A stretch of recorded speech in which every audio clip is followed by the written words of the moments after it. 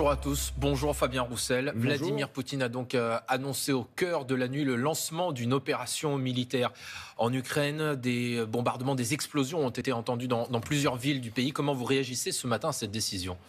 C'est une décision extrêmement grave du président russe. Il fait le choix de la guerre. Il fait le choix de violer les règles les plus élémentaires du droit international.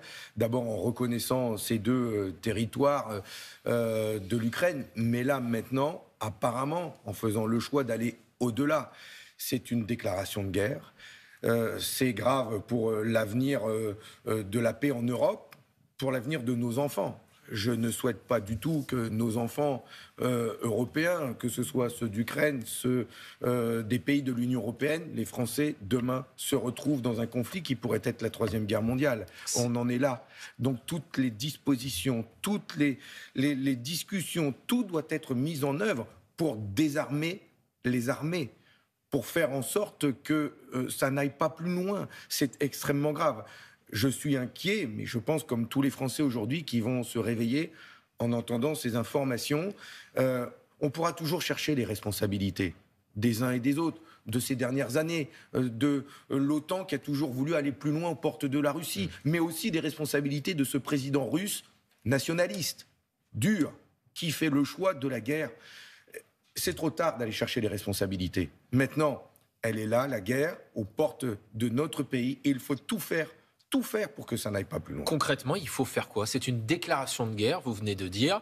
Il faut faire la guerre à la Russie ? Justement, il faut empêcher par des voies diplomatiques, par des voies politiques, par le concert de la communauté internationale, tous ensemble. Mais est-ce que c'est efficace ? C'est ce qu'on voit depuis 3 semaines, un mois, et regardez le résultat ce matin. Mais peut-être que ces dernières semaines, l'Europe, l'OTAN aurait dû dire clairement qu'il était hors de question que l'Ukraine rentre dans l'OTAN. Vous avez vu ce jeu de poker menteur qui a eu lieu et qui fait qu'aujourd'hui, on en arrive là. Mais je vous le dis clairement, je ne suis pas pour aller chercher les responsabilités, y compris celle de Kiev qui n'a pas voulu respecter non plus les accords de Minsk avec ce statut autonome spécial, ce statut spécial pour le Donbass. C'est trop tard. Aujourd'hui, la guerre est là. Que doit faire Emmanuel Macron, président de la République, président aussi de l'Union européenne en ce moment ? La France doit aujourd'hui maintenir un dialogue, continuer de discuter tant avec le président ukrainien qu'avec le président Poutine, mais aussi avec ses autres collègues de l'Union européenne, pour avoir la parole la plus forte, la plus concertée, la plus unie, pour imposer à la Russie de retirer ses troupes. Mais on peut imposer quelque chose à Vladimir Poutine, Fabien Roussel ? Nous avons vu que jusqu'à maintenant, tout ce que nous avons fait n'a pas été efficace, y compris les sanctions. Même ça doit nous interroger. Donc, quel rapport de force nous devons avoir vis-à-vis de Poutine ? Quelles sont ses demandes précises ? Depuis le début, il demande que l'Ukraine n'entre pas dans l'OTAN. Il n'y a jamais eu de parole de la part de l'OTAN, des Américains, de l'Union européenne pour dire « d'accord, nous ne ferons pas rentrer l'Ukraine dans l'OTAN ». Enfin, il faut produire des actes, des paroles politiques fortes pour tout de suite faire reculer ces armées. Souvenez-vous comment la Première Guerre mondiale est née d'un attentat à Sarajevo qui a ensuite déclenché un conflit qui a duré 4 ans et qui a provoqué des dizaines de millions de morts. Nous devons être très vigilants, ne pas d'ailleurs avoir des propos extrémistes de tous bords. Je sais qu'on est en campagne présidentielle et je souhaite que justement dans le temps de cette campagne la France puisse parler d'une seule voix et l'unité nationale sur ce sujet. Faire parler la voix de la paix surtout. Fabien Roussel, venons-en aux accusations dont vous faites l'objet de la part de plusieurs médias, et notamment Mediapart, qui vous accusent d'avoir occupé entre 2009 et 2014 un emploi supposé fictif d'assistant parlementaire. Vous démentez. Ce matin, nos confrères de Radio France ont mené une enquête et affirment que, contrairement à ce que vous dites, les syndicalistes sur le terrain ne vous ont jamais vu aux côtés de votre député, le député Candelier. Vous aviez dit que vous aviez été présent pour suivre des conflits sociaux, notamment à la gare de fret de Semin, la centrale d'Ornain. Ils disent qu'ils ne vous ont jamais vu. Vous répondez quoi ce matin ? La centrale d'Ornain. Vous répondez quoi ? Je suis terriblement affecté par des accusations mensongères qui mettent en cause mon intégrité, mon travail. Vous savez, quand on est député d'une circonscription populaire, ouvrière, comme celle où Jean-Jacques Candelier a été député, et quand on est assistant parlementaire communiste d'un député communiste dans une telle circonscription, on est tellement sur le terrain auprès des gens, à se battre avec eux pour défendre leur dignité, leur boulot, leur entreprise. Mais ces syndicalistes disent à Radio France qu'ils ne vous ont jamais vu. J'y viens. Et donc, on fait un gros travail de terrain. Ce qui m'affecte, ce qui affecte Jean-Jacques Candelier, ce qui affecte les collègues avec qui j'ai travaillé auprès de lui, c'est qu'on puisse remettre en cause notre travail sur le terrain, et notamment auprès des salariés de ces entreprises.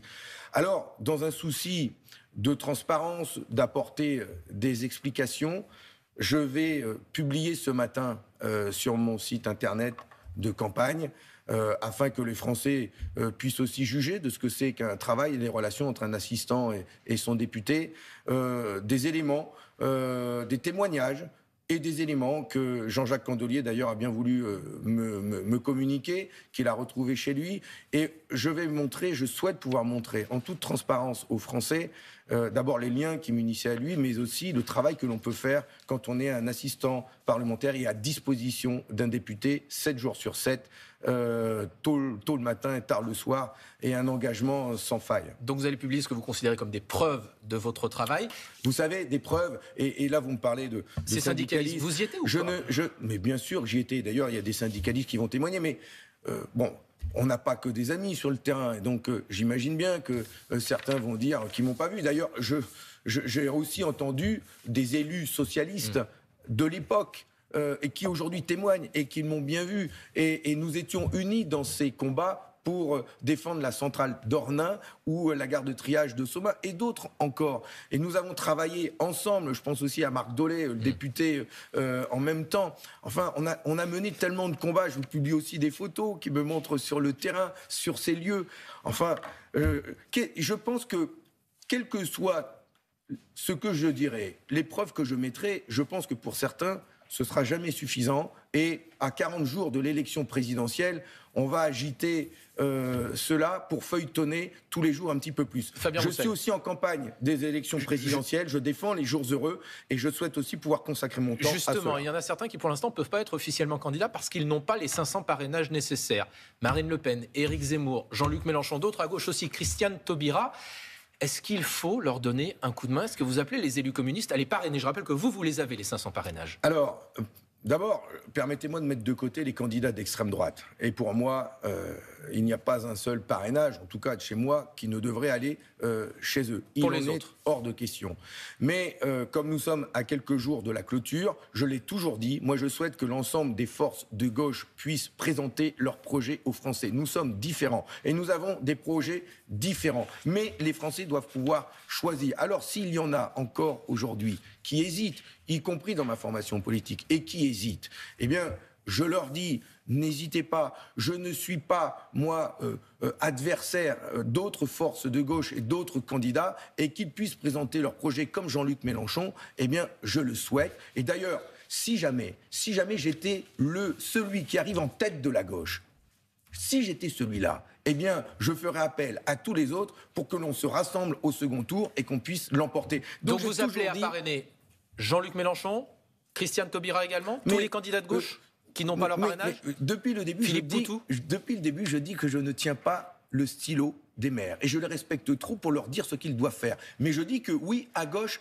ils peuvent aller apporter leur parrainage aux candidats de leur choix et de leur préférence. Fabien Roussel, Jean-Luc Mélenchon est crédité jusqu'à 12% d'intention de vote dans certains sondages, même s'il faut rester prudent. Est-ce que vous n'êtes pas celui qui pourrait porter la responsabilité de son absence du second tour? On sait que la politique, c'est pas une addition, c'est une dynamique, mais 12 plus 4, ça fait 16. Est-ce que c'est pas vous qui allez l'empêcher d'être au second tour? Mais vous avez bien vu aussi que quand Jean-Luc Mélenchon gagne un point, j'en gagne un aussi, que nous sommes en dynamique ensemble. Vous seriez encore plus haut au premier tour. Ça montre qu'il est en train de se passer quelque chose justement à gauche. Ça montre aussi que nous avons des projets radicalement différents. Je souhaite incarner une gauche populaire, républicaine, laïque, qui met des questions de pouvoir d'achat, mais aussi de tranquillité publique au cœur de mon projet, qui défend une énergie issue du nucléaire comme des énergies renouvelables dans un service public. Je suis celui qui veut mettre au cœur de la campagne la vie chère, le respect de la dignité humaine. J'ai un projet différent de Jean-Luc Mélenchon. Je suis différent de lui par la manière d'incarner ce projet. Alors je souhaite tout simplement que les Français aient le choix. Merci beaucoup Fabien Roussel. C'est à vous Maya. Fabien Roussel qui va donc publier dans quelques minutes ce qu'il considère comme les preuves de son travail après les accusations d'emploi fictif. Merci. On a également entendu votre inquiétude sur la situation en Ukraine. Vladimir Poutine a fait le choix de la guerre et de violer